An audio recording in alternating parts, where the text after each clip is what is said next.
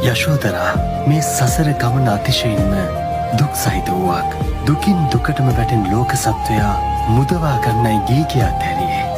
පින්වත් යශෝදරා සාරා සංකේය කල්ප ලක්ෂයක් පාරමී දම් පුරද්දී මහත් වූ කැපකිරීම් කරමින් මහත් වූ පරිත්‍යාගයන් කරමින් ඔබ මා පසුපස සෙවණැල්ලක්සේ සිටියා. සාරා සංකේය කල්ප ලක්ෂයක් පුරා ඔබ මා සමගම එක්ව පැමිණියා. ඒ හැම කාලයකදීම අපි වයසට ගියා. ලෙඩ වුණා.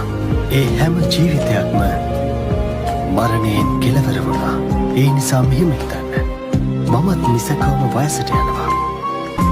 මම වයසට යෑමෙන් නිදහස් වෙලා නැහැ. මම ලෙඩ වෙන කෙනෙක්. ලෙඩවීමෙන් නිදහස් වෙලා නැහැ. මම මරණයට පත්වන කෙනෙක්. මරණයෙන් නිදහස් වෙලා නැහැ. ඒ වගේම මට ප්‍රියයන්ගෙන් වෙන්වන්නට සිදු වෙනවා. මම ඒ ස්වභාවය ඉක්මවා ගිහිල්ලා නැහැ. මම කර්මයේ දායාද කරගෙන ඉන්න කෙනෙක්.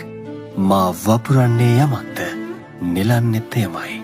රහතන් වහන්සේ මේ සියලු දෙයින් නිදහස්.